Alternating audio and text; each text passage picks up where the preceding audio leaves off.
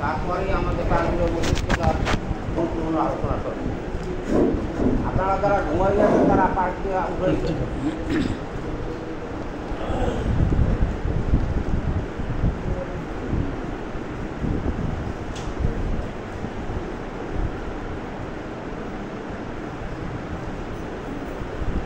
দুরুদ ও সালাম রসুল পাক সাল্লাল্লাহু আলাইহি সাল্লামের উপর, চারা সাহাবীর উপর, পাক পাঞ্জাতনের উপর, কুল আম্বিয়া সালামের উপর, 12 ইমামের উপর, খাজাগণের উপর, চার তরিকার যত ইমাম গণের উপর, কাদরিয়া, চিশতিয়া, নকশবন্দিয়া, মুজাদ্দিদিয়া, চার তরিকার যত গাউস, কুতুব, ফির, ওলিউল্লাহ গুজরে গেছেন সকলের রুহের উপর, হযরত মাওলানা হাজী রিয়াসাত আলী খান শাহজাহানপুরী রহমতুল্লাহর উপর, হযরত আসরার আলী গ্রুপে আমিনুদ্দিন সাহেব হানাফি রহমতুল্লাহের উপর, হযরত হাকিম আব্দুল হাকিম মুজাদ্দিদ রহমতুল্লাহের উপর, খাস করে মাতা পিতার রুহের উপর। খাজরানি মজলিস, আসসালামু আলাইকুম। উপস্থিত আমার প্রিয় মুর্শিদ কেবলা, দূর দূরান্ত থেকে আগত সালেক ভাইরা, আসসালামু আলাইকুম। আমি একজন নগণ্য সালেক মুর্শিদ কেবলার উসিলায় হযরত হাকিম আব্দুল হাকিম মুজাদ্দিদ রহমতুল্লাহের নেক নজরে রসুল পাক সাল্লাল্লাহু আলাইহি সাল্লামের তুফাইলে আল্লাহ পাক যদি আমার জবান দিয়ে কিছু বলার তৌফিক দান করেন তাহলে আমি বলতে পারবো, আর আল্লাহ পাক যদি আপনাদেরকে শোনার তৌফিক দান করেন তাহলে আপনারা শুনতে পারবেন। তাই আমি আপনাদেরকে বিনীত অনুরোধ করছি। আল্লাহ পাক বলেন, বিসমিল্লাহির রহমানির রহিম, ওয়াইজা কুরিয়াল কুরআনু ফাসতামিউ লাহু আনসিতু লাআল্লাকুম তুরহামুন। আল্লাহ পাক বলেন, তোমাদের সামনে যখন কোরআনের আয়াত পড়া হয় তখন তোমরা চুপ থাকো এবং শোনো, যাতে করে তোমাদের উপর রহমত নাজিল হয়। এটা কন্ডিশন, শর্ত প্রযোজ্য। কি প্রযোজ্য? ফয়েজ, বরকত, সাকিনাত পাওয়ার জন্য। যেমন গালিব সাহেব বলছেন অপারেশন চলছে, এখানে কিছু কিছু গুরুত্বপূর্ণ আলোচনা আসছে। যাই হোক, আজ মহাপবিত্র মাতা পিতার দোয়ার মাহফিল, এই যে কত গুরুত্বপূর্ণ। আল্লাহ পাক যদি আমাকে তৌফিক দেন, আমি আলোচনা করার জন্য আল্লাহ পাকের পক্ষ থেকে যা আমার জবান থেকে আসতেছে তা হচ্ছে, আলোচনার হেডলাইনটুকু আপনারা শুনুন। মাতা পিতার গুরুত্ব বাহ্যিক এবং আভ্যন্তরীণ, এবং বিশেষ প্রতিনিধি তথা ওয়ারাসাতুল আম্বিয়া তথা মুর্শিদের গুরুত্ব আলোচনা করার জন্য কোরআন এবং হাদিসের আলোকে। বিসমিল্লাহির রহমানির রহিম, ওয়া কুর রাব্বিরহামহুমা কামা রব্বায়ানি সগীরা। কুল ইন কুনতুম তুহিব্বুনাল্লাহ ফাত্তাবিউনি বিবিকুমুল্লাহ ইয়াগফির লাকুম যুনুবাকুম ওয়াল্লাহু গাফুরুর রহিম। কুল বিফাদলিল্লাহি ওয়া বিরহমাতিহি ফাবিযালিকা ফালইফরাহু হুয়া খায়রুম মিম্মা ইয়াজমাউন। আলা ইন্না আউলিয়াল্লাহি লা খাউফুন আলাইহিম ওয়া লা হুম ইয়াহজানুন। আদমিরামি বুয়াদ দুবার জাহান দর জাহা আওয়ালন যে চলবে ওয়ালে পৌঁছে যে কালবে রাজদা। এই মাতা পিতা গুরুত্ব আলোচনা করতে যে পার্ট হচ্ছে দুইটা, একটা হলো বাহ্যিক আর একটা হলো আভ্যন্তরীণ। এবং বিশেষ প্রতিনিধি বলতে ওয়ারাসাতুল আম্বিয়া তথা নায়েবে নবী তথা মুরশেদ। আমি আপনাদেরকে বিনয়ের সাথে অনুরোধ করছি, আপনারা যারা আলোচনা শুনছেন গভীরভাবে মনোযোগ সহকারে, কারণ সব সময় আলোচনা এক রকমের হয় না। আপনারা যদি না শুনেন তাহলে বুঝতে পারবেন না। কথাগুলো কিন্তু উদাহরণ সহকারে বোঝানোর চেষ্টা করছি, আল্লাহ পাক যদি আমাদেরকে বোঝার তৌফিক দান করেন। এই যে লোকাল প্রশাসন, এখানে প্রতিনিধি, আচ্ছা বলেন তো আপনারা, ডিসি সাহেব একটা পারমিশন দিল এবং এই পারমিশনটা বাস্তবায়ন করে কারা? ডিসির প্রতিনিধি, ইউনু, নাকি? ঠিক কিনা কথা? আচ্ছা, তা পাওয়ার কি ডিসির বেশি না ইউনুর বেশি? কথা কার মানতে হবে, ডিসির না ইউনুর? ডিসির কথা মানতে হবে। আচ্ছা, ইউনু যে কাজ করে, ইউনু কি ডিসির প্রতিনিধি না নাকি অন্য কিছু? ইউনু কার প্রতিনিধি? ইউনুর যদি অমান্য করা হয় তাহলে কি ডিসিরই কি মান্য করা হবে? আমি শুরু করছি লোকাল প্রশাসন মানাটা কত জরুরি এই বিষয়ে, অর্থাৎ ওয়ারাসাতুল আম্বিয়া মানাটা কত জরুরি কোরআন হাদিসের আলোকে। আসুন বাস্তব অভিজ্ঞতা থেকে বলছি, নির্বাচনে পর্যবেক্ষক হিসাবে এডিসি এবং নির্বাচন কর্মকর্তা, জেলা কর্মকর্তা সিল স্বাক্ষর সই দিছে নির্বাচন পর্যবেক্ষণের জন্য। কার প্রতিনিধি? ডিসি, এডিসি এবং কে? নির্বাচন কর্মকর্তা, জেলা কর্মকর্তা।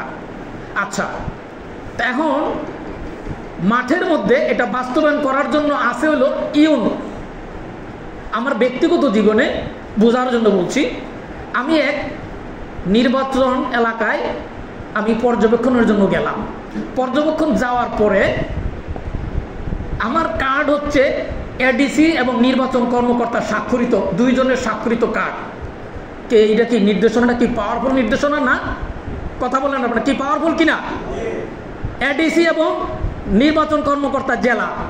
এখন এক এলাকায় যখন আমি নির্বাচন পর্যবেক্ষণে গেলাম, ইউনু সাহেব আমাকে বললেন সাংবাদিক ভিতরে যেতে পারবেন না। আমি বললাম যে কেন?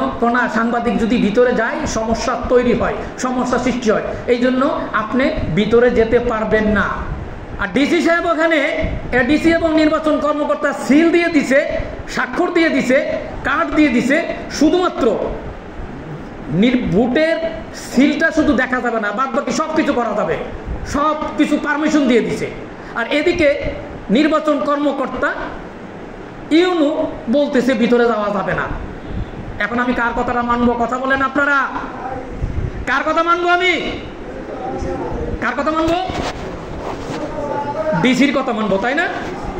আসুন, ডিসির কথা যদি মানতে যাই আমার ইনস্টেট জেল খাটতে হবে।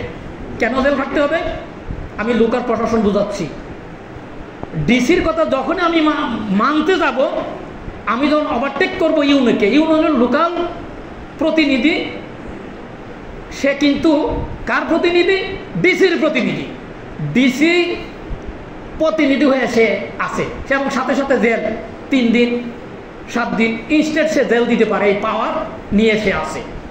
এখন আমি যদি এই ইউনুকে ওভারটেক করি, ম্যাজিস্ট্রেটকে ওভারটেক করি, তাহলে কিন্তু আমার জেল খাটা লাগবে। কেন খাটা লাগবে? আমার যে কোনো একটা ধারা দিয়ে বলবে সে এই কারণে তাকে আমি জেল দিছি। আপনারা কি বুঝতে পারছেন? তাহলে এখন কার কথা মানতে হবে আমাকে? যদিও আমাকে কাগজ দিয়ে ডকুমেন্ট দিয়েছে যে কি এডিসি এবং নির্বাচন কর্মকর্তা, আমার এখানে কিন্তু এডিসি ওই কাগজ অনুযায়ী আমি কাজ করতে পারবো না। লোকাল প্রশাসন বলতে কথা, লোকাল প্রশাসনে কিন্তু এডিসির প্রতিনিধি, ডিসির প্রতিনিধি। এখন ওইখানে আমি কাকে মানবো বলেন?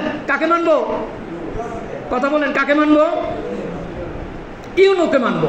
ইউনুকে যদি এখানে না মানি তাহলে আমার জেল খাটা লাগবে, জরিমানা হবে এবং আমার সমস্যা তৈরি হবে। আসুন এবার হযরত রাসূল পাক সাল্লাল্লাহু আলাইহি সাল্লাম, তিনি হলেন নবীদের নবী, সবার নবী। রাসূল পাক সাল্লাল্লাহু আলাইহি সাল্লামের প্রতিনিধি কারা? ওয়ারাসাতুল আম্বিয়া। কথাটা কিন্তু বুঝবেন। ওয়ারাসাতুল আম্বিয়া, রাসূল পাক সাল্লাল্লাহু আলাইহি সাল্লাম একটা নির্দেশ দিয়েছে। এই ধরেন একটা হাদিসের একটা কথা, এই হাদিস অনুযায়ী আমি কি করলাম? বাস্তবায়ন করার জন্য চেষ্টা করলাম। কি আমরা করি না অনেক সময়? এটা বোঝার চেষ্টা করবেন কি বুঝাইতে চাচ্ছি।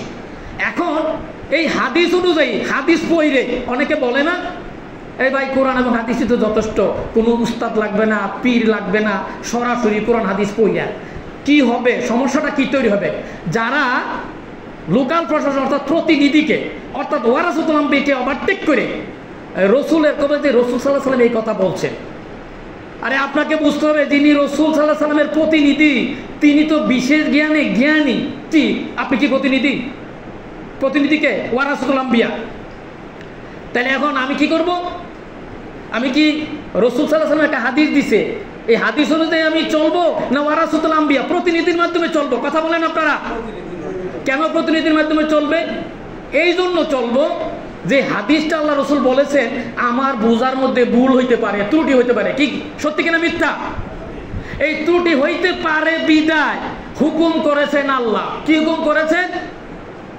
আল্লাহ বলেছেন যে আয়াত পড়েছি, কুলিন কুনতুম তুহিব্বুনাল্লাহ ফাত্তাবিউনি ইউহিব্বুকুমুল্লাহ ইয়াগফির লাকুম যুনুবাকুম ওয়াল্লাহু গাফুরুর রহিম। তাহলে আল্লাহ বলছেন কি দেখেন, যদি আমার হাবিবকে তোমরা কি করো? অনুসরণ করো, তাইলে তোমরা কি করবা?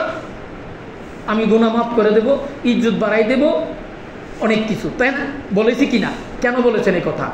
আল্লাহ তো ডাইরেক্ট কিছু বলতে পারেন আমারে ভালোবাসো, কিন্তু না, আল্লাহ বলতে মাধ্যম দিয়ে দিচ্ছেন। আর রসুল বলতেছেন আমার সাহাবাদেরকে যারা মান্য করবে তারা কি? তারা যেন আমাকে মানলো। অর্থাৎ এখানে লোকাল প্রতিনিধিকে আমাকে আপনাকে মানতে হবে, ওয়ারাসাতুল আম্বিয়াকে মানতে হবে। ফলো করবো কোনটা? ওয়ারাসাতুল আম্বিয়া নাকি কোরআন হাদিস পয়রা পয়রা ওখানে যা আছে? কারণ ওর মধ্যে বোঝার মধ্যে ত্রুটি থাকতে পারে, ভুল থাকতে পারে, বোঝার ভুল হইতে পারে। কি পারে কিনা? তাইলে আমি বুঝতে গেলে কি লাগবে? বুঝুর লোক লাগবে। এই বুঝুর লোকটাকে ওয়ারাসাতুল আম্বিয়া, নায়েবে নবী, প্রতিনিধি, অর্থাৎ লোকাল যে প্রশাসন, লোকাল প্রতিনিধি, ওয়ারাসাতুল আম্বিয়া। ওয়ারাসাতুল আম্বিয়ার মাধ্যমে আমি কি করব? এই আইনটাকে বাস্তবায়নের জন্য চেষ্টা করব। ওভারটেক করা যাবে না। কেন যাবে না? এই ক্ষেত্রে আমি একটা বিশেষ হাদিস এখানে উদ্ধৃতি করছি রসুল পাক সাল্লাল্লাহু আলাইহি সাল্লামের। এখানে ইমাম গাজ্জালী রহমাতুল্লাহ হাদিসটি ইন্ডিকেট করে, নাজরাতুল ইলাল আলিমান আহাব্বু ইলাইয়া মিন ইবাদাতি সানাতিন সিয়ামুহা ওয়া কিয়ামুহা। ইমাম গাজ্জালী বিশ্ববিখ্যাত দার্শনিক ইমাম গাজ্জালী রহমাতুল্লাহ আলাইহি তিনি এই ব্যাখ্যা করেন, এই আয়াতের ব্যাখ্যা করতে যে বলেন যে নাজরাতুল ইলাল আলিমান একজন আলেমের সোহবত এক মুহূর্তের জন্য যদি হয় তা 1 বছর নামাজ রোজা কিয়াম এর চেয়ে উত্তম 1 মুহূর্তের জন্য এক আল্লাহওয়ালার সোহবত। কথাটা কি বুঝতেছেন? এটা কি দলিলের ভিতরে না দলিলের বাইরে কথাটা? এই জন্য আল্লাহ বলছেন বিসমিল্লাহির রহমানির রহিম, ইয়া আইয়ুহাল্লাযিনা আমানুত্তাকুল্লাহা ওয়া কুনু মা'আস সাদিকিন। কি এটা আল্লাহ বলেন নাই? কেন আল্লাহ বলছেন? আল্লাহ কি খালি বলছেন? আল্লাহ এই জন্যই বলছেন তোমরা যারা ভালো মানুষ সত্যনিষ্ঠ।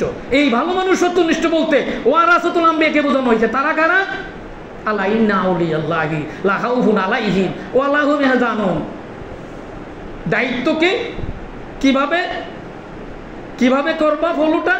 এই জন্য আল্লাহ বলছেন ইয়া আইয়ুহাল্লাযিনা আমানু আত্তাকুল্লাহা ওয়াবতাগু ইলাইহি ওয়াসিলাতা ওয়া জাহিদু ফি সাবিলিল্লাহ লাআল্লাকুম তুফলিহুন।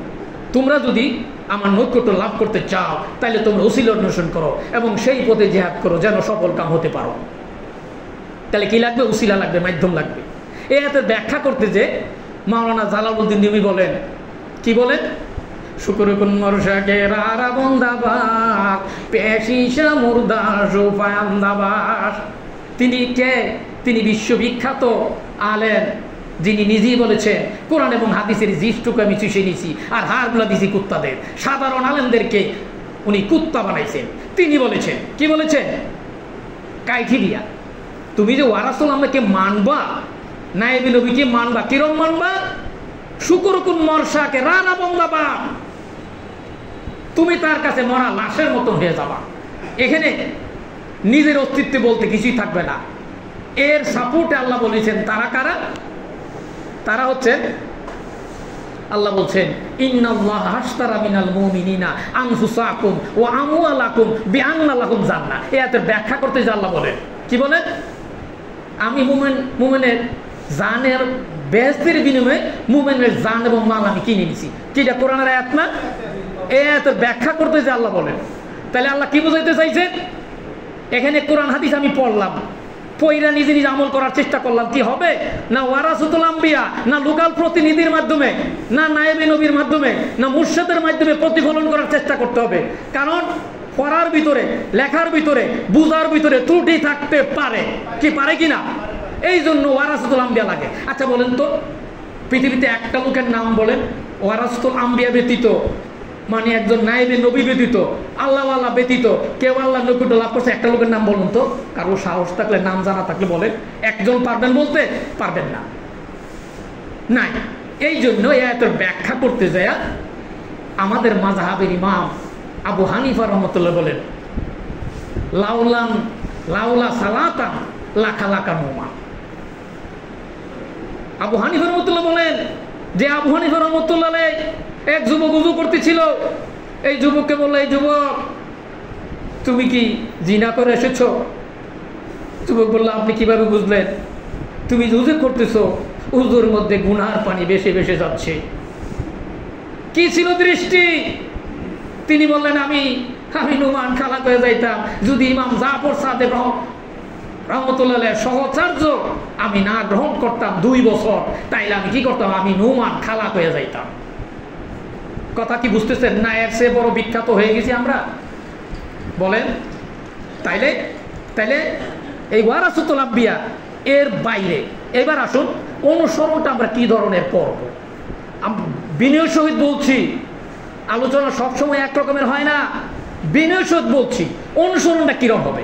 আসুন এবার। আচ্ছা, আমরা ফলো করবো কাকে? ওয়ারাসাতুল আম্বিয়া না কোরআন হাদিসের লেখা পড়াটা? কোনটা? কথা বলেন আপনারা। হ্যাঁ, আমরা কোনটা ফলো করব? এই কোরআন হাদিস পড়া, কিতাবাদি ফিরে ফিরে কিছু করব, না ওয়ারাসাতুল আম্বিয়া? কোনটা?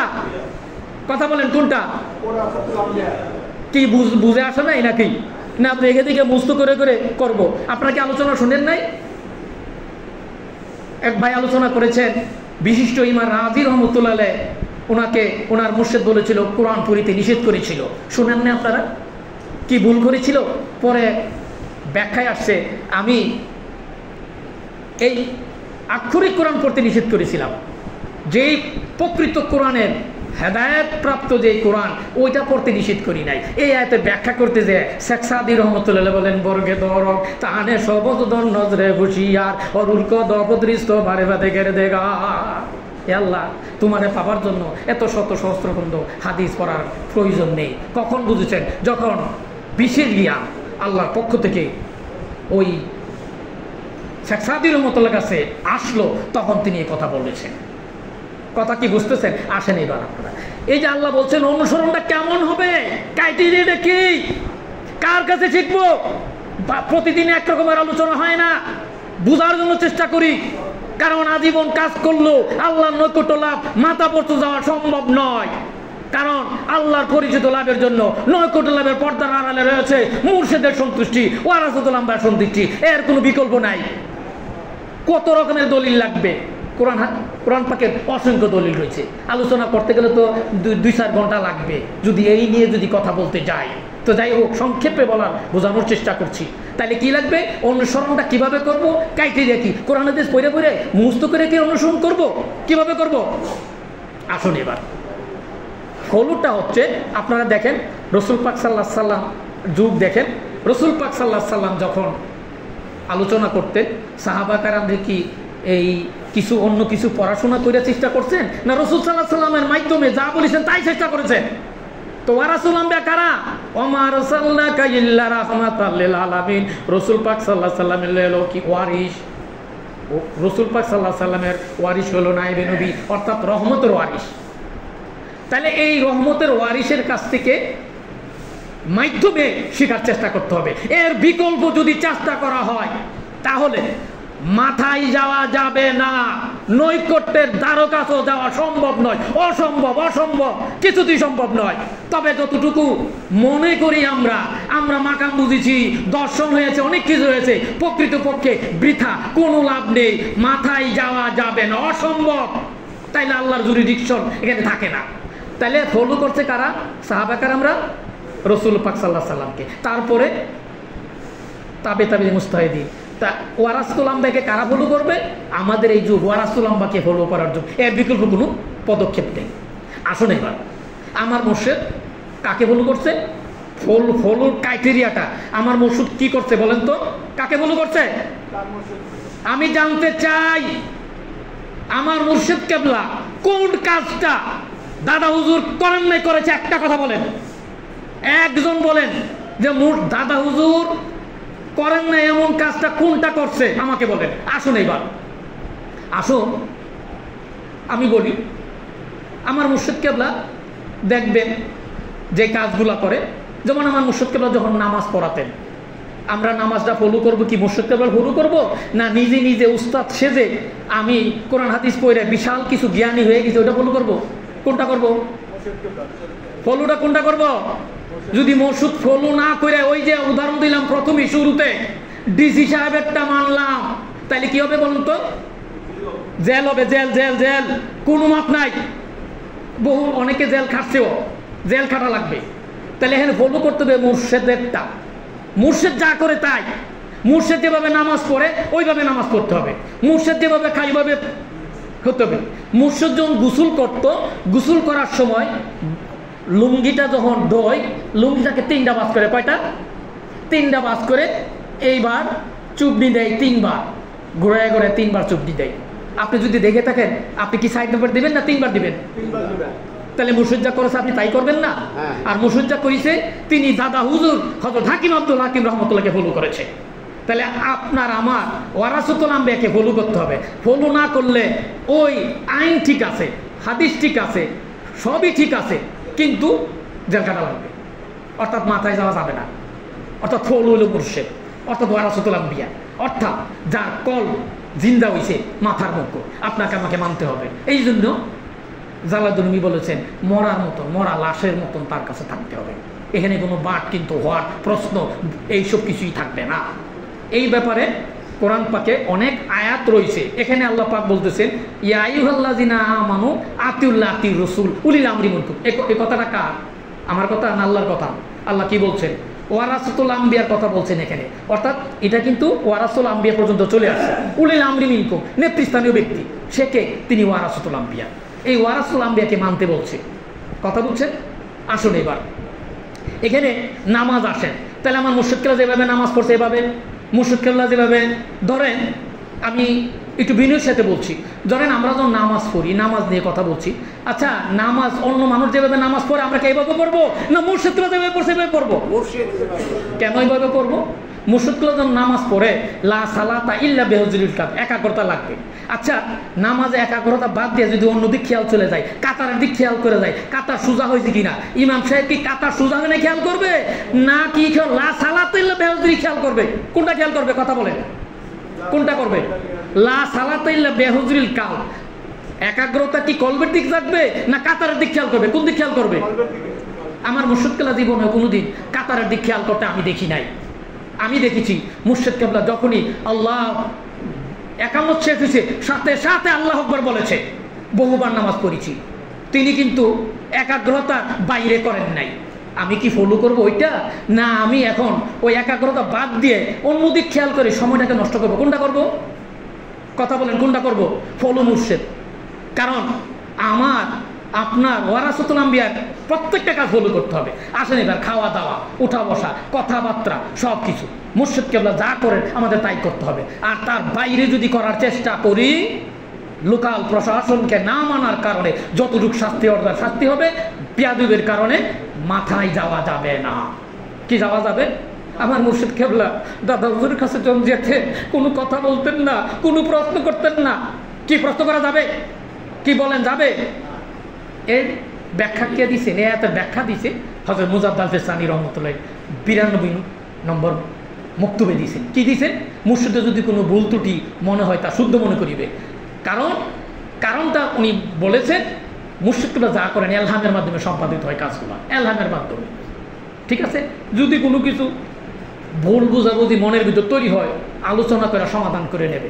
কি আছে কি না? তাহলে কি যদি আপনি খেয়াল করেন এই মুর্শিদটা নামাজ পড়ছে, নামাজটা সোরাটা হয়েছে না, টানটা ঠিক মতো পড়ে নাই, এইদিকে যদি খেয়াল করেন আপনার কি নামাজ হবে? হ্যাঁ, তাহলে মুর্শিদের দিক বাহ্যিক দিকটি খেয়াল করা যাবে। এই জন্য বাহ্যিক দর্শন, পৃথিবীর যত ক্ষতিকর দিক আছে এই ক্ষতিকর দিকটার নাম হলো বাহ্যিক দর্শন। যে কথা বলতেছিলাম, মাতা পিতার গুরুত্ব, এই মাতা পিতার গুরুত্ব আলোচনা করতে যে আমাদের বলতে হয় দুইজন বিশিষ্ট আল্লাহর ওলির কথা আমি বলবো। মাতা পিতার যে কত গুরুত্ব। হযরত যুরাইস রাদিয়াল্লাহু রাহমাতুল্লাহ আলাইহি, উনি একজন বিশিষ্ট আল্লাহর ওলি ছিলেন। উনি কি করতেন? ইবাদত বন্দেগী করতেন।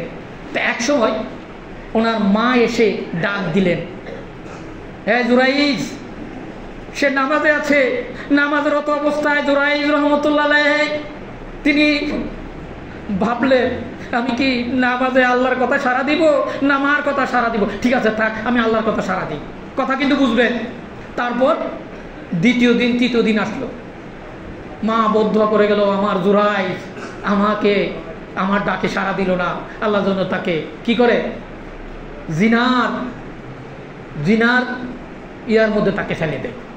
পরবর্তীতে একসময় দেখা গেছে কি ও এলাকাটা জিনার কার্য ঘটেছিল, তার উপর যেই জিনার কাজ ওই বাচ্চাটা সাক্ষী দিয়েছিল। কি বলতেন আল্লাহর ওলি, বুঝছেন তো? ওই বাচ্চা সাক্ষী দিয়েছিল যে জিনা আসলে মুখ করেছে। তারপরও কিন্তু মায়ের দোয়ার কারণে সেই যুরাইস রহমতুল্লাহ আলাইহি কিন্তু হয়েছে। এইগুলো মায়ের দোয়ার কারণে। আরেকটা ঘটনা, আরেকজন আল্লাহর ওলি সে হজ পালন করার জন্য মায়ের কাছে অনুমতি চাওয়ার পর অনুমতি দিচ্ছে না। এক পর্যায়ে সে চলে গেল। তদানীন্তন হাঁটতে হাঁটতে ধরেন এক মসজিদে যে সে রাত্রি যাপন করলো। ওই দিনে ওই রাত্রে আশেপাশে চুরি করে যখনই দৌড়ান দিল চুর, মসজিদের ভিতর ঢুকে ওই আল্লাহর ওলির সামনে রেখে সে চলে গেল। পরবর্তীতে লোকজন এসে তাকে ধরলো। ধরার পর কি করলো? তাকে নিয়ে গেল বিচার। তার বিচারের, আমি সংক্ষেপে বলছি, বিচারের জন্য তার ব্যবস্থা হইল। তার হাত কাটার জন্য নির্দেশ হইল। তখন এক পর্যায়ে সে বলল, আমাকে একটু কথা বলার যদি অনুমতি দিতেন। সে বলল না, এটা আবার, এবং তার গলায় জুতার মালা পরে ঘোরানো হবে, মাইকিং করা হচ্ছে। তখন সে বলল, মাইকিং এই কথাটা না বলেন মায়ের কথা না শোনার কারণে এই ধরনের শাস্তি ভোগ করতে, এই কথাটা বলেন যে চুরি করার জন্য না, মায়ের কথা না মানার কারণে। এত বড় বিশিষ্ট ওলি মায়ের কথা না মানার কারণে তার কিন্তু এই ঘটনা হয়েছে। পরবর্তীতে খোঁজখবর নিয়ে দেখলো আসলেই ঠিক, মায়ের কথা না শোনার কারণে। কথা কি বুঝতেছে? এই জন্য আল্লাহ রাসূল বললেন, যার মার খুশি, মাতা পিতা যার খুশি আল্লাহ তার প্রতি খুশি, আর যার মাতা পিতা খুশি নয় আল্লাহ তার প্রতি খুশি নয়। আল্লাহ সান্নিধ্য লাভের জন্য সে যেই হোক না কেন, যত বড় আল্লাহর ওলি হোক না কেন, এই জন্য মুর্শিদ কেবলা এই মাতা পিতার দোয়ার মাহফিলের মূল যে উদ্দেশ্য ছিল, এর মাধ্যমে যেন মাতা পিতার আদব রক্ষা করার যে গুরুত্ব শিখবে। কারণ এখানে কোনো মুনাফেক, কোনো সাধারণ মানুষ মাতা পিতার আদব রক্ষা করতে পারবে না। মাতা পিতা এমন এক গুরুত্বপূর্ণ ব্যক্তি, মায়ের সাথে মহব্বতের সাথে যদি একবার তাকানো হয়, একটা কবুল হজের সওয়াব হয়, এবং 100 বার তাকালে 100টা কবুল হয়। অন্য হজ আপনি উমরা করবেন, কবুল হবেন কিনা বলতে পারেন না, কিন্তু মায়ের দিক তাকাইলে কি একবার তাকাইলে উমরা হজের সওয়াব পালন হয়। তাহলে মায়ের কত গুরুত্ব বেশি। তা আভ্যন্তরীণভাবে আমরা এবার যদি আসি, আভ্যন্তরীণ একটু আলোচনা করেছিলেন। আমি একটু আগে যে বলেছিলাম, মাওলানা জালালউদ্দিন রুমি বলেন, আবনিরামি বুয়া দুবার জাহান দরজাহা আওয়ালন যে সলবে ওয়ালের পশ যে কালবে রাজদা। মাওলানা জালালউদ্দিন বলেন, মানুষের জন্ম দুইবার। কয়বার? দুইবার। একটা হলো জাহিরি জন্ম, যেটা মাতা পিতার মাধ্যমে, আর একটা হলো কলবের পুনর্জন্ম, এটা হচ্ছে মুর্শিদের মাধ্যমে, ওয়ারাসাতুল আম্বিয়ার মাধ্যমে। আচ্ছা বলেন তো আগে কোনটা? কথা বলেন, আমি আপনাদের দিকে আগে কোনটা? কারণ যদি বলেন এটা কি, আরে মাতা পিতা তো পরে আসছে, আগে রসুল, ওয়ারাসাতুল আম্বিয়া, তারপর তো মাতা পিতা। ওয়ারাসাতুল আম্বিয়ার গুরুত্ব তো শুনছেন, নাজরাতুল আলিমা, এখানে মাতা পিতার গুরুত্ব তো অবশ্যই বেশি। আগে কিন্তু আসছে ওয়ারাসাতুল আম্বিয়া, কারণ ওয়ারাসাতুল আম্বিয়া না আসলে তো মাতা পিতা করে আসতো। ওয়ারাসাতুল আম্বিয়া মানে রসুল পাক সাল্লাল্লাহু আলাইহি সাল্লামের ওয়ারিস। তো এই জ্ঞান অর্জন করতে গেলে কি করতে হবে? ওয়ালা তাকুলু লিমা ইউক্তালু ফি সাবিলিল্লাহি আমওয়াত বাল আহিয়াউ ওয়ালাকিন লা তাশুরুন। আল্লাহর পথে যারা নিহিত, তোমরা তাদেরকে মৃত বলেও না, তারা জীবিত। আল্লাহ বলতেছে, আল্লাহর পথে যারা মৃত যাদেরকে তোমরা তাদেরকে মৃত বলে না, তারা জীবিত। এই আয়াতের ব্যাখ্যা করতে যে আল্লাহ রসুল নিজেই বলেন, কালা রসুল্লাহি সাল্লাল্লাহু আলাইহি সাল্লাম আল আম্বিয়াউ আল আউলিয়াউ নুসাল্লি আলা কুবুরিহি কামা সাল্লাইতু বুয়ুতিহি। আল্লাহ নবীগণ এবং আল্লাহর ওলিগণ তারা স্ব স্ব কবরের মাজারে রুকু করে সিজদা করে, তারা জিন্দা। কার কথা এটা? এটা আল্লাহর কথা, এটা আল্লাহর কথা। এর ব্যাখ্যা করতে যার একটা হাদিস, রাসূল পাক সাল্লাল্লাহু আলাইহি সাল্লাম বলেন, আমি যখন মেরাজে গমন করছিলাম, আমি যাওয়ার পথে দেখছিলাম মুসা আলাইহিস সালাম কবরে দাঁড়ায় দাঁড়ায় নামাজ পড়তেছে। সম্ভব না? অসম্ভব। এই জন্য কবরে যারা জিকিরকারী তাদের কোনো হিসাব নেওয়া হবে না, কারণ তারা জিকির করতে থাকবে। এর হাদিস আছে। কথা বুঝতে পারছেন? আল্লাহ পাক কিছু বান্দাদেরকে বিনা হিসাব নেবে না, কারণ জাকিরি তারা জিকির করতেছে। আপনি বলেন একটা যদি জিকির করতে থাকে, তারে কি আপনি ডিস্টার্ব করতে চাবেন না। ফেরেশতারা এই জিকির দেখে তারা চলে যাবে। তো যাই হোক, এবং এই তরিকা মুজাদ্দিদের বিশেষত্ব হচ্ছে কবরে 2 জন ফেরেশতা নিযুক্ত হবে তাদেরকে শিক্ষা দেওয়ার জন্য। দলিল আছে, হাদিস পাকে বিবৃতিতে আসছে। তো যাই হোক, যে কথা বলতেছিলাম, তাহলে মাতা পিতার একটা হলো জাহিরি মাতা পিতা, আর একটা হলো আধ্যাত্মিক। আধ্যাত্মিক বলতে এখানে অর্থাৎ মুর্শিদকে বোঝানো হয়েছে, রুহানি পিতাকে বোঝানো হয়েছে। এই জন্যই আমরা পিতা বলি নাকি। এই জন্য কোরআন পাকে বলছেন, রাসূল পাক সাল্লাল্লাহু আলাইহি সাল্লাম স্ত্রীগণ তোমাদের মা। আছে না? কোরআন পাকে আছে না? সূরা মুহাম্মদ সম্ভবত আছে, তো আছে কি না? তাইলে ওইখান থেকে তো কথা আসছে। তো যাই হোক, এখানে 7 জোড়া পিতা মাতার কথা বলা হয়েছে। তাহলে এখানে পিতা মাতা খেদমত করার জন্য উপযুক্ত হওয়া লাগবে কিনা? আপনারা শুনেছেন যে মাতা পিতার অবাধ্য সন্তান সেই যেই হোক না কেন তার রক্ষা নেই। এটা হলো কবিরা গুনাহ। কবিরা গুনাহ কয়টা? 9টা। 9টার মধ্যে প্রথম গুনাহ হচ্ছে আল্লাহর সাথে শিরক করা, দ্বিতীয় গুনাহ হচ্ছে মাতা পিতার সাথে খারাপ ব্যবহার করা। এই জন্য আল্লাহ পাক কোরআন পাকে অনেক সতর্কবাণী দিয়েছেন, আপনারা শুনেছেন। তাদের সাথে ইহসান করার কথা বলা হয়েছে। তারা ইহসান মানে কি? একটা হলো জুলুম করা, আর একটা হলো ইনসাফ প্রতিষ্ঠা করা, আর একটা হলো ইহসান করা। ইহসান মানে সর্বোচ্চ আদব প্রদর্শনের কথা বলা হয়েছে। অর্থাৎ কোনো কিছু ইনসাফ মানে ধরেন আমি একটা পাইলাম, আপনাকে দিলাম সমপরিমাণে, ইনসাফ। জুলুম মানে আমারটা আমি জোর করে নিয়ে গেলাম। আর ইহসান হচ্ছে যে আমারটা যেটা আছে আমি আমার মাকে দিয়ে দিলাম, অর্থাৎ মা তো ভাবে এরপরও দিলাম। অর্থাৎ মায়ের প্রতি এতভাবে আল্লাহ কঠোরভাবে বলেছেন, ইহসান করার কথা বলছেন, অর্থাৎ সর্বশ্রেষ্ঠ সর্বোচ্চ আদব প্রদর্শনের কথা বলেছেন। তো এটা কি শিখতে হবে না এমনি পারা যাবে? কথা বলেন তো। এটা এই জন্যই মুর্শিদ কেবলা উপযুক্ত হওয়া লাগবে মাতা পিতার জন্য। রাব্বি রাহমহুমা কামা রব্বায়ানি সগীরা। আল্লাহ যে শিখাই দিয়েছেন এই দোয়াটা করার জন্য, এটা উপযুক্ত হওয়া লাগবে। আর উপযুক্ত হওয়া লাগলে আত্মশুদ্ধি লাগবে। আর আত্মশুদ্ধি করতে গেলে মুর্শিদের সোহবত ব্যতীত সম্ভব নয়। এক জমানে সোহবতে আউলিয়া বেহতরাত সদসনা তাদ বেরিয়া। আল্লাহওয়ালাদের সোহবত এক মুহূর্তের জন্য হলে তা 100 বছর রিয়াহি নির্মল ইবাদত অপেক্ষা অধিক কল্যাণকর মঙ্গলজনক। এই জন্য ইমাম গাজ্জালি রহমতুল্লাহ বলেন, আমি আগে যদি জানতাম যে জিকিরের এত মর্তবা, তাই বইলি অযথায় সময় নষ্ট করিতে পারিলেন না। তাই জন্য জিকিরের এত গুরুত্ব। জিকির নিয়ে দায়ান সাহেব অনেক সুন্দর আলোচনা করেছেন। তবে জিকির এমনভাবে করার কথা বলছে যে আল্লাহ পাক বলছেন, ফাইজা কাদাইতুমুস সালাতা ফাযকুরুল্লাহ কিয়ামা ওয়া কুদালা জুনুবিকুম। তোমরা যখনই নামাজ থেকে ফারিগ হও, উপবেশন অবস্থা, দণ্ডমান অবস্থা, উৎসাহিত অবস্থা, আল্লাহ জিকির করো। যাই হোক, আমার মুর্শিদ কেবলা কি আমাদেরকে জিকির শিক্ষা দিচ্ছে না অন্য কিছু?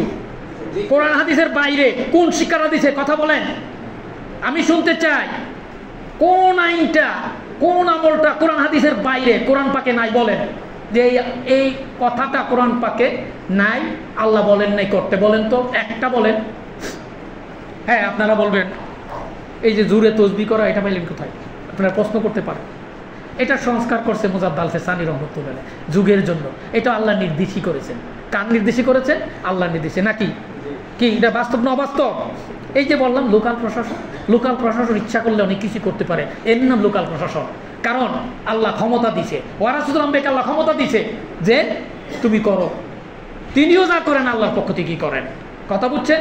ডিসিসে পারমিশন দিছে ইউনুকে। ইউনু কিন্তু অনেক কিছু করতে পারে না। ইউনু কিন্তু নিজে ব্যক্তিগত করে না, পাওয়ার দেওয়া আছে তাই করে। কথা বুঝতে পেরেছে? এই জন্য কোনো গতি নেই, কোনো উপায় নেই। ওয়ারাসাতুল আম্বিয়া কে ফলু যা করে সব তাই করতে হবে, প্রত্যেকটা। আমার কথা কি বুঝতেছেন? প্রত্যেকটা কাজ মনে করবেন আমার মুর্শিদ কাকে ফলো করে, আমার দাদা পীরকে ফলো করে, তা আমরা কাকে ফলো করবো? মুর্শিদকে ফলো করবো। এখন এর বাইরে যদি করতে যাই কি হবে? এটা কি কোন কোন কাজে? সব কাজে, প্রত্যেকটা কাজে। কারণ আমার মডেল হলো আমার মুর্শিদ, নাকি না অন্য কিছু? নাকি মুর্শিদ খেয়াল করলে ফয়েজ পাওয়া যায় না? যদি ফয়েজ না পান কাজ করার দরকার নেই, কি দরকার আছে? যদি ফয়েজ না পান, মুর্শিদ খেয়াল করলে যদি কেউ ফয়েজ না পায়, মুজাদ্দিদ আল ফিসানী রাহমাতুল্লাহ বললেন যদি কোনো সালেক মুর্শিদকে খেয়াল করে ফয়েজ দেওয়া মুর্শিদের ওয়াজিব হয়ে যায়। কথা কি বুঝতেছেন? ফয়েজ পাওয়া যায় কিনা না যায়? কি যায়? যদি ফয়েজ পাওয়া যায়, কল্প যদি বুঝে থাকেন, তাহলে কি মাথার মুকুট এখানে বাট কিন্তু হোয়াট কি করা যাবে? কথা বলেন। তাহলে আমি এটুকুই বলছি, কোরআন হাদিসের আলোকে অসংখ্য দলিল আছে। এটা সাপোর্ট ওয়ারাসাতুল আম্বিয়া। আমি লোকাল প্রশাসন দিয়ে বুঝাইলাম, লোকাল প্রশাসন ওভারটেক করা যায় না। যে কোনো ক্ষেত্রে ধরেন আর্মি, সেনাবাহিনীর যে প্রধান, সেনাবাহিনীর প্রধান একটা প্রজ্ঞাপন দিয়ে দিচ্ছে এই করতে হবে, কিন্তু ওখানের যে একজন মেজর আছে অথবা একজন কর্মকর্তা আছে কিনা, ওই ওখানে যাই নির্দিষ্ট লোকাল যেভাবে নির্দেশ এভাবে কিন্তু চলে নাকি? নাকি প্রজ্ঞাপন দেখে ওখানে সেনাবাহিনী কি প্রজ্ঞাপন দিচ্ছে এটা দেখে? সেনাবাহিনী কোনটা দেখে বলেন তো? কোনটা দেখে? আপনার তো সেনাবাহিনীতে আছেন অনেকেই, কোনটা দেখে? লোকালটা দেখে। তাহলে এখন আমরা কোনটা দেখবো? এই আইনটা কিন্তু কোরআন হাদিস থেকে আসছে, সিস্টেমটা। কথা বুঝছেন? এর ওয়ারাসাতুল আম্বিয়া অর্থাৎ লোকাল যে প্রশাসন আমরা ফলো করবো, এটা আমরা অন্য দিক তাকাবো না। এই জন্য আব্দুল কাদের জিলানী রহমতুল্লাহর কাছে এক পাশ দিয়ে এক লোক ছাতা মানে ঢাইকে যাচ্ছিল। আব্দুল কাদের জিলানী তাকে ডাক দিয়ে বললো, এই মানুষ তো আমাকে দেখার জন্য আসে, আর তুমি ছাতাতে ডেকে যাচ্ছ কেন? তিনি বললেন, আমার মুর্শিদ আপনার তুলনায় নগণ্য, আপনাকে দেখলে আমার মুর্শিদের প্রতি আমার মানে ব্যবহার বা আকীদাটা কমে যেতে পারে, এই জন্য আমি এইভাবে যাচ্ছি। কথা কি বুঝতেছে? এই হলো মুরিদ, এই ধরনের হওয়া উচিত। কারণ মুর্শিদ যা করে সব মুজাদ্দিদ আল ফিসানী বলছেন এলহামের মাধ্যমে। এই জ্ঞানটার নাম বিশেষ জ্ঞান। তাইলে এই বিশেষ জ্ঞান দিয়ে আমাকে বুঝতে হবে যে কোনো বিষয়। আমি বিনীত অনুরোধ করব, যদি কেউ মাসলা মাসাইল, কেউ যদি বাহ্যিক কিছু জানতে চান, বুঝতে চান, আমি বিনয়ের সহিত বলবো, আসুন আপনি এলহামের মাধ্যমে জানার চেষ্টা করুন। আপনি সরাসরি দিব্যি দর্শনের মাধ্যমে জানার চেষ্টা করুন। আপনি যখন গবেষণা করবেন, রেজাল্ট আপনার কাছে বেরিয়ে আসবে, চলে আসবে। এই জন্য আল্লাহ বলছেন গবেষণার কথা বলছে। কোরআন শরীফে আছে কিনা গবেষণার কথা? আছে না? 60 বছর ইবাদত হচ্ছে, 1 বছর গবেষণা করা কল্যাণ করা। আছে কিনা গবেষণার কথা? কি গবেষণা করবেন? গবেষণা করতে হবে প্রত্যেকটা কাজ, এটা কোরআন হাদিসে আছে কিনা, মুর্শিদ যা বলতেছে আসলে এতে লাভ হচ্ছে কিনা। আপনাকে মাকাম দিয়ে বুঝে নিতে হবে। কি দিয়ে বুঝে নিতে হবে? এটা কি বাহ্যিক দিয়ে বুঝে নিবে না মাকাম দিয়ে বুঝে নেবেন? কি দিয়ে বুঝে নিতে হবে? মাকাম দিয়ে। এখানে বাহ্যিক দিয়ে বোঝার জন্য তো মুর্শিদের কাছে আমরা আসি নাই। কি আসছি নাকি? বাহ্যিক পড়াশোনা করার জন্য কি আসছি? আধ্যাত্মিক বোঝার জন্য আসছি নাকি? মূলত তো আধ্যাত্মিক বোঝার জন্য আসছি। আর এটা হলো মেইন। এই জন্য আল্লাহ রসুল বলছেন, আল ইলমু ইলমানে ফাল ইলমু সাবিতুন ফিল কালবি ফাযাকাহু যাতুল ইবাদিহি। এলেমটা হলো 2 প্রকার, একটা হলো জবানি এলেম আর একটা কলবে এলেম। জবানি এলেম এটা বই পুস্তক পড়ে কিতাবাদি পড়ে অর্জন করা যায়, কিন্তু কলবে এলেম এটা বই পুস্তক পড়ে কিতাবাদি পড়ে অর্জন করা যায় না। এই জন্য কি লাগবে? ওয়ারাসাতুল আম্বিয়ার মাধ্যমে। তাই তো বিশ্ববিখ্যাত 19 শতাব্দীর বিস্ময়কর বুজুর্গ হযরত হাকিম আব্দুল হাকিম মুজাদ্দিদ রহমতুল্লাহ বলতেন, বিদ্যা শিখিলে জ্ঞান নাহি হয়, জ্ঞান পৃথিবীর জিনিস আল্লাহ জানে দেয়। এই জন্যই সূরা কাহাফ 15 পারা 60 নম্বর আয়াত থেকে 82 নম্বর আয়াত, এটা কোরআনের আলোকে সরাসরি কোরআন পাকের কথা। কিন্তু কথাটা আল্লাহ পাক 82 নম্বর আয়াতে হিজরি আল্লাহ সাল্লাম, মুসা আল্লাহ সাল্লামের ঘটনা। মুসা আল্লাহ সাল্লাম যিনি একজন বিশিষ্ট নবী, এই মুসা আল্লাহ সাল্লাম সম্পর্কে আল্লাহ বলেছেন, তুমি যাও হিজরির কাছে যাও। তাহলে হিজরির কাছে গেল জ্ঞান শেখার জন্য। কি জ্ঞান? 82 নম্বর আয়াতে ওই হিজরির ঘটনাটা হিজরি এবং মুসা আল্লাহ সাল্লাম বলতেছেন, আপনি বুঝবেন কি করে? আল্লাহ পাক আপনাকে বিশেষ জ্ঞান দেন নাই। আরেকটা রানী বিলকিস, সুলাইমান আলাইহিস সালামের ঘটনা দিয়ে বিশেষ জ্ঞানের কথা উল্লেখ করা হয়েছে। এই বিশেষ জ্ঞান অর্জন করতে হবে, বিশেষ জ্ঞান দ্বারা মাসলা মাসাইল বুঝতে হবে। কারণ বাহ্যিক পড়াশোনা দিয়ে মাসলা মাসের সঠিক বিষয় বোঝা যাবে না। যেমন টেস্টার ছাড়া কারেন্ট আছে কিনা বোঝা যাবে না। মাসলা মাসাইল বুঝতে গেলে আপনার কলব দিয়ে, আপনার মাকাম দিয়ে বুঝতে হবে, দর্শন দিয়ে বুঝতে হবে। যেই জিনিসটা বুঝতে সমস্যা হয়, আপনি মুর্শিদের খেয়াল, মাকামের খেয়াল, জিকিরের খেয়াল করে আপনি যদি গবেষণা করেন, আপনার কাছে রেজাল্ট চলে আসবে। আর যদি না আসে, কি তরিকার কাজ করলেন? প্রশ্ন আসে এখানে, কি তরিকার কাজ করলেন? এটা সিস্টেম বোঝার জন্য গবেষণা করতে হবে। গবেষণা মানে আপনার মাকামে খেয়াল করে এই বিষয়টা উদ্ধার করার চেষ্টা করতে হবে। এটা পইরা অনেক কিছু বোঝা যাবে না। তাইলে তো এখানে ওই পড়াশোনা দিয়ে হইতো। সাহাবা কেরাম তো পড়াশোনা করে জ্ঞান অর্জন করে নাই, আল্লাহ রসুল জ্ঞান দিয়ে দিয়েছেন। এই জন্য হামজা রাদিয়াল্লাহু তাআলা আনহু বলতে বাধ্য হলেন। এই সোহবতের গুরুত্ব আলোচনা করতে যেয়ে বলতে হয়, হামজা রাদিয়াল্লাহু তাআলা আনহু এক সময় মসজিদ থেকে বাইরে গেলেন, দৌড়ে এসে বললেন, ইয়া রাসূলুল্লাহ, হামজা বেঈমান হয়ে গিয়েছে। এই হামজা, তোমার কি হয়েছে? ইয়া রাসূলুল্লাহ, আপনি যখনই কোরআন হাদিসের আলোচনা করেন, সচক্ষে ভেদ দুদক দেখতে পায়, আর যখন একটু দূরে যায় এই দুনিয়া গ্রাস করে। এই জন্য আল্লাহ বলছেন, হুমুল্লাযিনা ইযা যুযিকিরাল্লাহ, ওই আল্লাহর ওলি যার কাছে গেলে আল্লাহর কথা স্মরণ হয়। কি মুর্শিদের কাছে আসলে আল্লাহর কথা স্মরণ হয় না অন্য কিছু স্মরণ হয়? তিনিই আল্লাহর ওলি। এই জন্য এই আয়াতের ব্যাখ্যা করতে যে মাওলানা জালালউদ্দিন রুমি বলেন, নূরে হক জাহের বা দান্দর ওলি নেকবি বাসি আগা রাখলি দিলি। তুমি যদি চক্ষু লাহাও, তুমি স্বচক্ষে দেখতে পারবা। এই জন্যই বলছে আল্লাহ গবেষণার কথা বলছে, চক্ষু দিয়ে দেখতে হবে। কি দিয়ে দেখতে হবে? চক্ষু দিয়া। এই জন্য আল্লাহ পাক বলেন, এই আয়াতের ব্যাখ্যা করতে যায় আল্লাহ বলেন, লা তুদরিকুল আবসার ওয়া হুয়া ইদরিকুল আবসার ওয়া হুয়া লাতীফুল খাবীর। বান্দা যখন আল্লাহর মহব্বতে, প্রেমের কারণে তার অন্তরটা বিগলিত হয়ে যায়, তখন আল্লাহ তার অন্তরের মধ্যে অন্তর চক্ষু দান করেন। ওই চক্ষু দ্বারা সে দেখতে পায়। তাহলে কি দিয়ে দেখতে হবে? কি দিয়ে দেখতে হবে? এটা আমার কথা না, কার কথা? আল্লাহর কথা। আল্লাহ বলতেছে, তুমি চোখ দিয়ে দেখো। কোন চোখ? যেই চোখ তোমাকে আমি দান করলাম। শুধু চোখ দান করলাম? আল্লাহ বলছেন, আফামান সারাল্লাহু সাদরাহু লিল ইসলাম ফাহুয়া আলা নূরিহি মিন রাব্বিহি আলার রব। আমি তোমার পক্ষে উন্মোচন করে দিলাম, এবং এই জন্য তুমি রবের নূরে পরিচালিত হচ্ছ। শুধু তাই নয়, এই জন্য আল্লাহ বলেন, নূরান তামশুনা বিহি ওয়া ইয়াগফির লাকুম। বান্দা, আমি দেব তোমার অন্তরের মধ্যে নূর, আমি দিয়ে দেবো যাতে তুমি দেখতে পাও। তাহলে কি দিয়ে দেখতে হবে? মাসলা মাসাল কি দিয়ে জানতে হবে? কি দিয়ে জানতে হবে অ্যাকুরেট বুঝতে গেলে? কারণ বিভিন্নজন বিভিন্ন রকমের বলছে। এই জন্য কোরআন পাকে এক জায়গায় আছে, বহু লোককে অনুসরণ করতে আল্লাহ নিষেধ করছেন। কোরআনের আয়াতের বাংলা অর্থ, একজন, ওয়ানলি ওয়ান, তিনি আর কেউ নন, তিনি ওয়ারাসাতুল আম্বিয়া, তিনি মুর্শিদ, তিনি নায়েবে নবী, তিনি লোকাল প্রশাসন। এই লোকাল প্রশাসনকে ওভারটেক করে কোনো কাজ করা যাবে না। আপনারা কি খেয়াল করে শুনছেন? বুঝছেন তো লোকাল প্রশাসন কি? এখানে কোনো রকমের কোনো কিছু বাট কিন্তু হওয়ার কিছুই চলবে না যদি সেই দর্শন। এই জন্য এই আয়াতের ব্যাখ্যা করতে যে মাওলানা জালালউদ্দিন রুমি বলেন, কি বলেন? হেম্মতে পড়ুয়ানা বিয়ার বেখবর, সুসুজু পড়ুয়ানা তায়া বিগবর। মাওলানা জালালউদ্দিন রুমি বলেন, তোমরা কি পতঙ্গের সাহস দেখছো? পতঙ্গে প্রেমের কারণে আগুনের মধ্যে জাপায়া নিজেকে বিসর্জন দিয়ে দিল। মাওলানা বলেন, আল্লাহর বান্দা, আল্লাহর প্রেম ভালোবাসার আগুনের মধ্যে তুমি জাপ দাও, জ্বালায়া পোড়া দাও। যে এইটা রমজানের মাসের মধ্যে আমরা জ্বালায় পোড়ার, বিশেষভাবে জ্বালায় পোড়া দেওয়ার কথা বলা হয়েছে।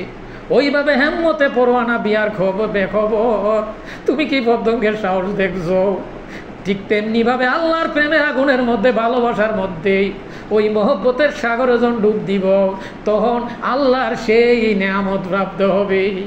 এই জন্য শুকরিয়া আদায় করতে হবে। শুকরুকুন মরসাকে রারা বন্দাবাদ পেশিসা মুর্দা সুবান্দাবাদ। কিভাবে শুকর করতে হবে? এই জন্য এদের ব্যাখ্যা করতে আল্লাহর ওলিরা বলেন, আল্লাহর ওলিরা দিতে জানে যেমন নিতে জানে।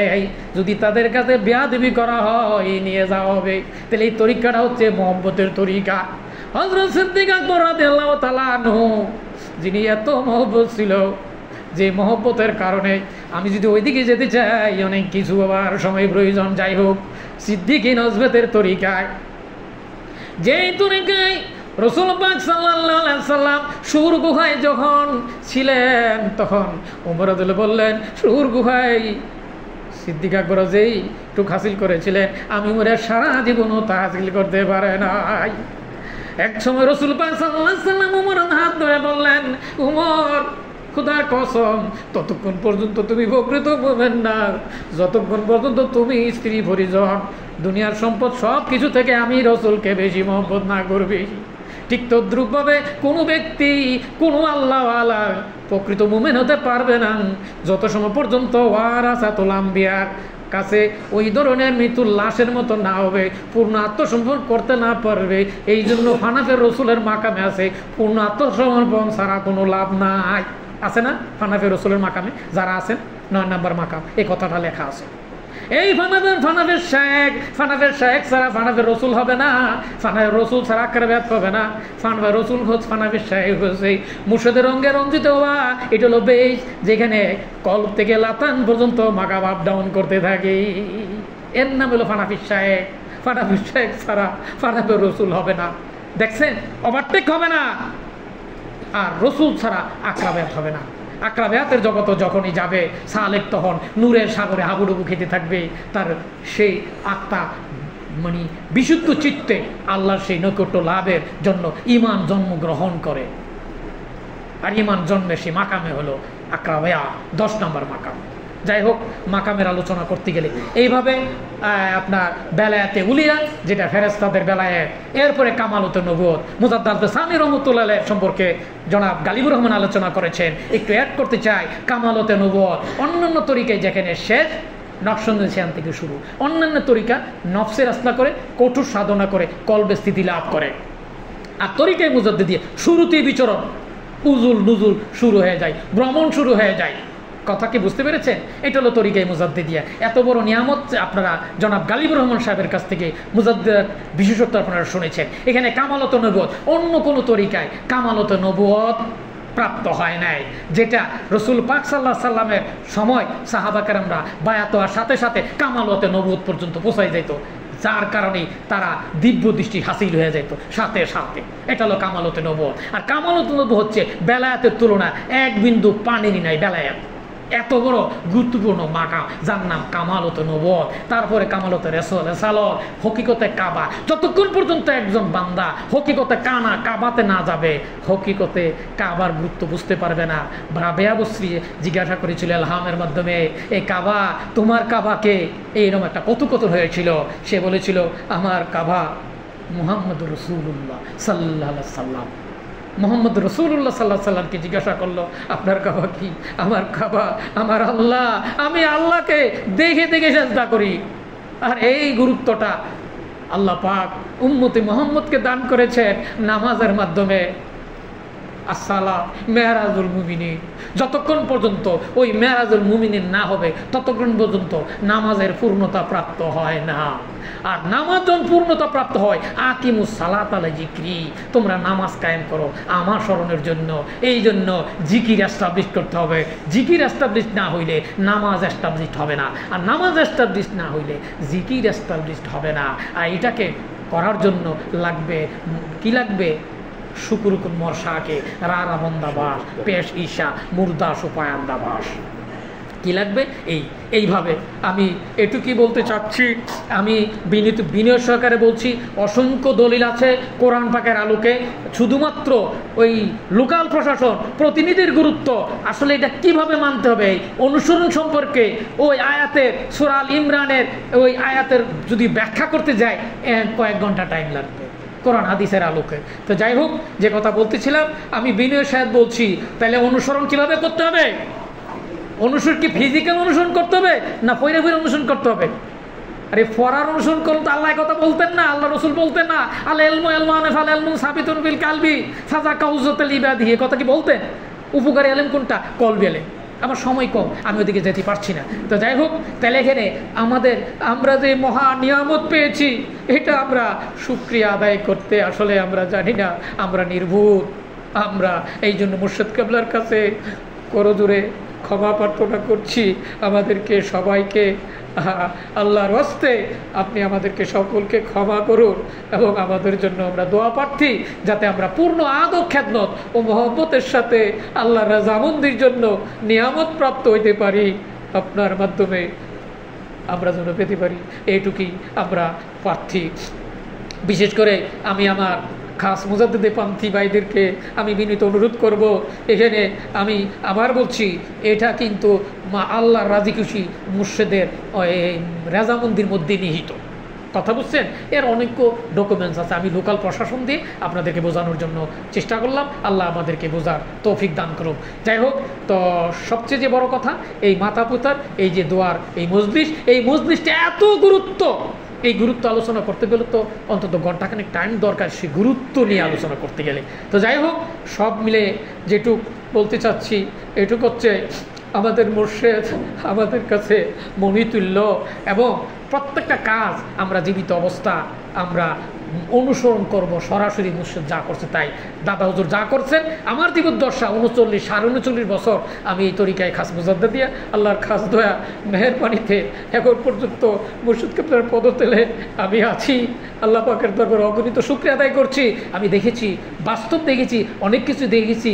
আমি কোরআন এবং হাদিসের সাথে অনেক কিছু মিলিয়ে দেখেছি, গবেষণা করে দেখেছি। আব্বা যা বলেছেন প্রত্যেকটা কথা কোরআন পাকে আছে, কোরআন পাকের দলিল আব্বার কথাগুলো, এবং সরাসরি দলিল আমি অনেকভাবে খোঁজাখুঁজি করে দলিলও আমি সংগ্রহ করে দলিলগুলো আমি মজুত রেখেছি আল্লাহ পাকের মেহেরবানিতে। তাই বিনীত অনুরোধ করছি বুঝার জন্য। মাওলানা জালালউদ্দিন সুন্দর করে বলছেন, দিব্য দৃষ্টি দিয়ে, অন্তর্চক্ষু দিয়ে বুঝতে হবে, এলহামের মাধ্যমে বুঝতে হবে, দিব্য দৃষ্টিতে বুঝতে হবে। বাহ্যিক ফয়ে বোঝার চেষ্টা করলে ক্ষতিগ্রস্ত হবে। তবে দলিল লাগবে, আমি কিন্তু কথা বলছি না দলিল লাগবে না, কারণ আল্লাহ পাক বলেন, ইয়া আইয়ুহাল্লাযিনা আমানু ফাসআলু আহলে যিকরি ইন কুনতুম লা তা'লামুন বিল বাইয়িনাতি জুবুর। আল্লাহ বলেন যে তোমরা কি করো, তোমরা যে জিনিসটা না জানো, তোমরা জিকিরকারী মানে জ্ঞানের কাছে তোমরা কি করো, জিজ্ঞাসা করো, জেনে নাও। কিভাবে? দলিল এবং চাক্ষুষ প্রমাণ সহকারে। কথাটা কি বুঝতে পারছেন? আমি কিন্তু এই কথা বলি নাই দলিল লাগবে না, লাগবে। দলিল হলো বান্দার জন্য প্রমাণ শুরু, তাই না? আজকে দলিল না থাকলে কিন্তু কথা বললে আপনারা সবাই ধরতে পাইলেন কোথায়, তাই না? দলিল লাগবে। তার মানে এই নয় দলিল আমি নিষেধ করি নাই, বলেছি প্র্যাকটিক্যাল নৈকট্য লাভের জন্য মুর্শিদের মাধ্যমে ফলো করতে হবে। মুর্শিদ যা করছে, মুর্শিদ যেভাবে খাইছে, মুর্শিদ যেভাবে কথা বলছে, মুর্শিদ যেভাবে নামাজ পড়ছে, মুর্শিদ যেভাবে রোজা থাকছে, ওরা শুধু আমরা যা যা করছে প্রত্যেকটা কাজ, এর বাইরে করাটা মুরিদের জন্য ক্ষতিকর, নৈকট্যের পথে বাধা। এখন যার যার ইচ্ছা, এটা ব্যক্তিগত ব্যাপার। তো যাই হোক, আল্লাহ পাক আমাদেরকে, আমরা সহজে পাইছি বিধায় এটার গুরুত্ব আমরা দিতে বুঝি না। আল্লাহ পাক আমাদেরকে তৌফিক দান করুন। আসসালামু আলাইকুম।